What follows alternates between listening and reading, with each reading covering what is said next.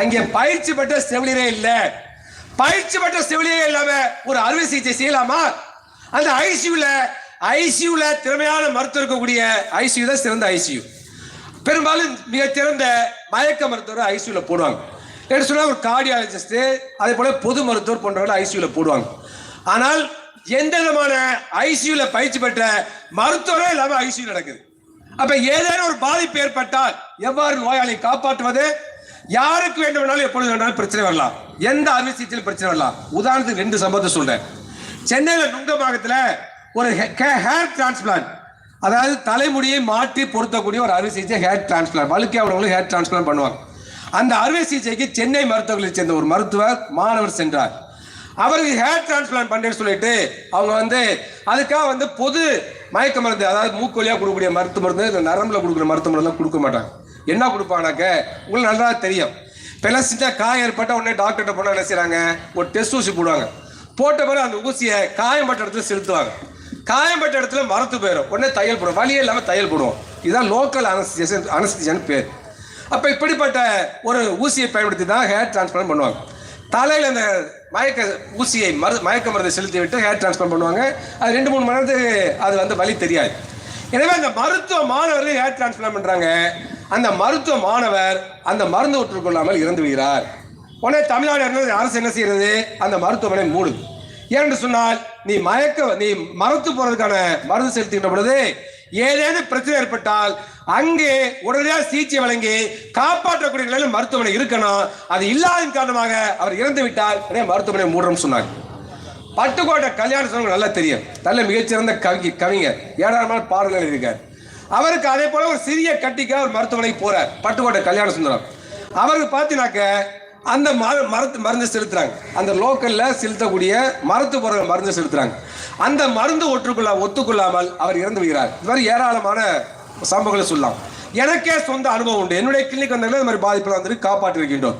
எனவே எதுக்காக சொல்லுன்னு சொன்னால், சாதாரணமாக மரத்து போறதுக்கு ஊசி போறதுனாலேயே ஒரு நோயாளி இறப்பார் என்பது எல்லாரும் தெரிஞ்ச விஷயம்தான். அதே போல மிகச்சிறந்த நல்ல ஆற்றலோடு நல்ல ஆரோக்கியத்தோடு இருக்கக்கூடிய நோயாளிக்கு மயக்க மருந்து கொடுக்கின்ற பொழுது கூட ஒரு விழுக்காடு மயக்க மருந்து கொடுப்பதன் காரணமாக இறப்பு ஏற்படலாம். சர்வதேச அளவில் ஏற்படலாம். கார்டியாக் அரெஸ்ட் வரலாம். இல்லை அந்த மயக்க மருந்து ஒத்துக்காம அனஃபிலாக்சிஸ் அலர்ஜி இறக்கலாம். எல்லாமே வரலாம். அப்போ பொதுவாகவே 100 நோயாளிக்கு அறுவை சிகிச்சை நடக்கின்ற பொழுது நல்ல ஆரோக்கியமான நோயாளிக்கு மயக்க மருந்து செலுத்துகின்ற பொழுது 1-2 நோயாளி இறப்பதற்கான வாய்ப்பு இருக்கு. அது மருத்துவர்கள் எல்லாருக்குமே தெரியும். அந்த பெருங்கோவுக்கு தெரியாதா? அந்த மருத்துவமனை நிர்வாகத்துக்கு தெரியாதா? அப்ப ஒரு ஒபீஸ் பேஷண்ட், உடல் பருமனான நோயாளி, 186 கிலோ, 75 கிலோ நோயாளிய மயக்க மருந்து செலுத்துறது சிக்கல். அப்ப 186 கிலோ உள்ள ஒரு நோயாளிக்கு மயக்க மருந்து செலுத்தினா அதுக்கு ஏற்ற கட்டில் வேணும்.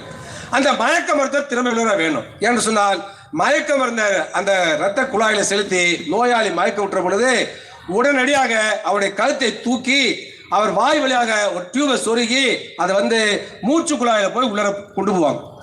அப்ப அது மூலமாகத்தான் திரும்ப அந்த நோயாளிக்கு ஆக்சிஜனை செலுத்துவாங்க. அதே போலவே தேவையான மயக்க மருந்தை செலுத்துவாங்க. அப்பொழுது நோயாளி உயிரோடு இருக்க முடியும். அப்ப அந்த மாதிரி இன்டியூபேட் பண்றதுன்னு சொல்லுவாங்க. அது பேரு வாய் வழியாக மூச்சு குழாயுடன் ஒரு ரப்பர் டியூபை போடுவாங்க, பிளாஸ்டிக் டியூபை போடுவாங்க. இது முக்கியமானது. அப்ப இதுல என்ன பிரச்சனைனாக்க, சாதாரண நோயாளிக்கு எந்த மயக்க மருத்துவம் டியூபை ஈஸியா போடலாம். ஆனால் 186 கிலோ உள்ளவருக்கு ஏதேனும் ஒரு பிரச்சனை சொன்னால் அப்படிப்பட்ட மருத்துவமனையில சிறந்த மயக்க மருத்துவர் இல்லாமல் இன்டியூபேட் பண்ண முடியாது. அது பெருங்கோவுக்கு தெரியாதா? அது மருத்துவமனைக்கு தெரியாதா? அதே போல 2% எது வேணாலும் வரலாமே, 1-2%. அப்ப 186 கிலோங்கிறப்ப என்ன வேணாலும் வரலாம். கார்டியாக் அரெஸ்ட் வரலாம், கார்டியாக் ப்ராப்ளம் வரலாம், என்ன வேணாலும் வரலாம். அப்படி இருக்கின்ற பொழுது தயார் நிலையில் எந்த பாதிப்பு ஏற்பட்டாலும் இந்த நோயாளியை காப்பாற்ற முடியும் என்று இருக்கக்கூடிய ஒரு மருத்துவமனை ரேலா மருத்துவமனை. அந்த ரேலா மருத்துவமனையில இந்த அறுவை சிகிச்சை நடைபெற்று சிக்கல் ஏற்பட்டிருந்தால் ஹேமச்சந்திரன் இறந்திருக்க மாட்டார். ஹேமச்சந்திரன் இறந்ததை காரணம் அவரு எந்த வசதி இல்லாத, மயக்க மருத்துவர் இல்லாத, ஐசியூ இல்லாத, கசாப்பு கடை மாதிரி நடக்கக்கூடிய, மட்டன் ஷாப் மாதிரி நடக்கக்கூடிய சங்கர மடத்துல அந்த மருத்துவமனையில அந்த அறுவை சிகிச்சை நடந்ததின் காரணமாக தான் அந்த நோயாளி இறந்தார். பணத்துக்காக இது போன்று செய்வது என்பது மிகப்பெரிய குற்றம். இளம் மருத்துவர், நான் அவரை பத்தி விசாரிச்சேன். திருச்சியில தான் இளம் நிலை மருத்துவ படிச்சிருக்காரு. அவருடைய நண்பர்களே என்கிட்ட பேசுறாங்க, ரொம்ப நல்ல டாக்டர்லாம் சொல்லி சொன்னாங்க படிக்கிற காலத்துல.